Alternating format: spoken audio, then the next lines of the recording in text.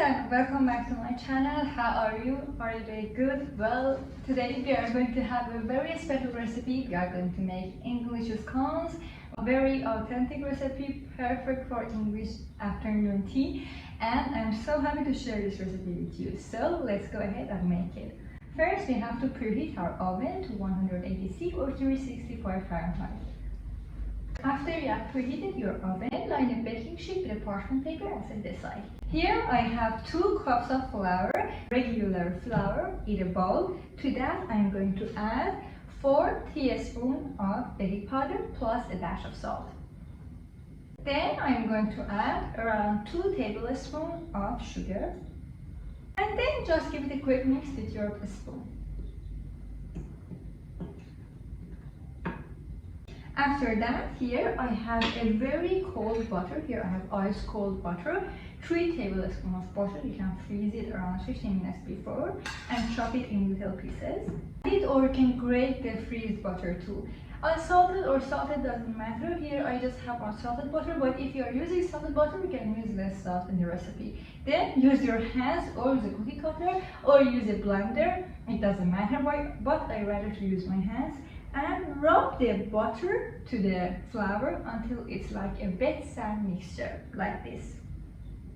Some people really hate this process, but I really enjoy it. Somehow I like, being tangible with my food and feeling that way. I feel like better connected. It has a soul to it.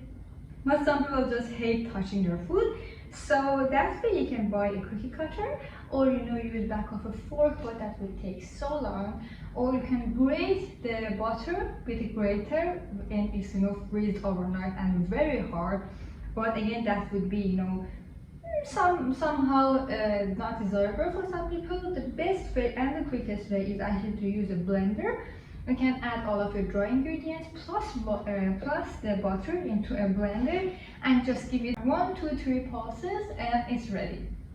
And also don't worry if you have some bigger lumps of butter left. Actually, the way that these scones are going to rise is that the butter in between the layers, bits of butter, are going to evaporate because a lot of butter is water, and that evaporation of moisture is going to make the scones rise and have that nice and flaky texture. Alright, when you have your mixture, something like this, it's like sand and it has all of the butter. Now we have to add our very ice cold milk. You can use full fat milk for maximum flavor. Please notice that I'm not going to add all of the milk all in once. I'm going to add it little by little until I have a nice dough. So start adding your milk and just mix with back of your spoon. Because the absorbency of different flours varies, the percentage of gluten in the flour, so you want to make sure that you're adding enough milk, not too much, not too less, so start adding always little by little. You can always add more, but making it less is harder. Alright, when you have a dough like this, you can see that it's not very much all together, but don't worry, it will come together. So, on a clean surface, add a little bit of flour. And then dump all of your dough.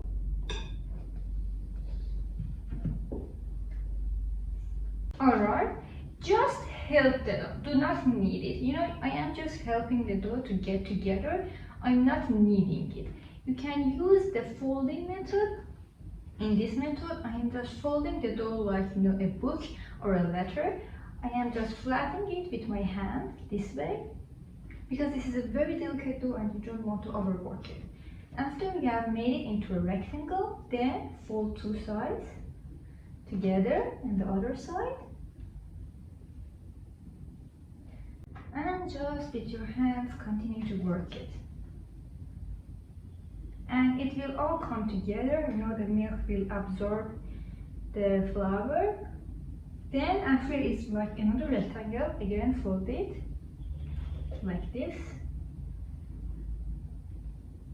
Just flatten it with the back of your hands, and I am just making it into another rectangle shape. The dough is just getting together. Fold it once more. You have to fold it round in total of 5 times. You can use a rolling pin, but I am much rather to use my hands. Every time that you see the dough is sticking, just add a little bit more flour. Alright, then try to make it into a very thick square or rectangle. Here I have around 2 centimeters or 1 inch height. The higher the rectangle, the higher your scones will be. Grab your baking sheet and then with a cookie cutter, this is a very important part. Please note that do not wiggle your cookie cutter, just go straight down and straight up. If you wiggle it, it won't have that nice layer, it all will deflate. So just put it there, go down like this and go up.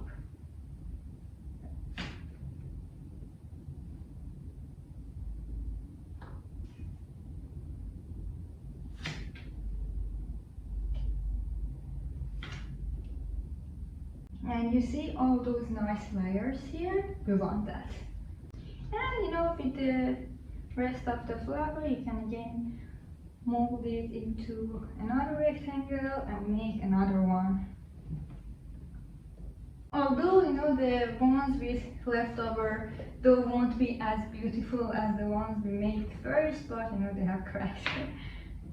And for the last one, it is ugly, but at least it has personality. I'm just going to mold it into my mold and put it there. This recipe will give you exactly 8 scones in this size. Now for the glaze, I have 1 egg yolk. I'm just going to beat it a little.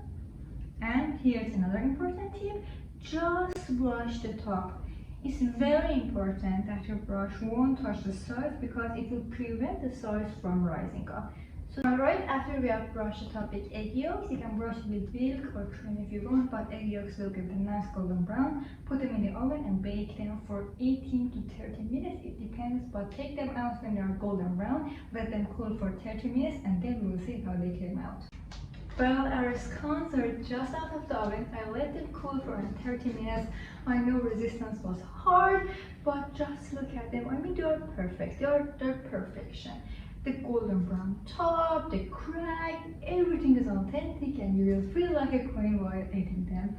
Well, I really hope you enjoyed this recipe and make these scones in your next event, in your next afternoon tea. And don't forget to check my Instagram account for future afternoon tea etiquette classes and events if you want to attend them too. And if you try this recipe, please don't forget to tag me on Instagram or send me a picture. I would love that and I would share that for you too. So these are my perfect English scones, like queens like them, and they are just delicious. You can enjoy them with a bit of clotted cream and jam, or just jam, or enjoy them as you wish. If you enjoyed the recipe, please consider subscribing to the channel, like this video and hit the bell button so you will be notified for the future videos. And also please let me know what other recipes do you like me to make, and this is going to be a new series, a series for foods, savory sweet things that we will have for English breakfast, and I will add them to the playlist for you to have easier access. So before you go, please don't forget to check out this video that I've prepared for you, and I will see you later in the next video. Bye!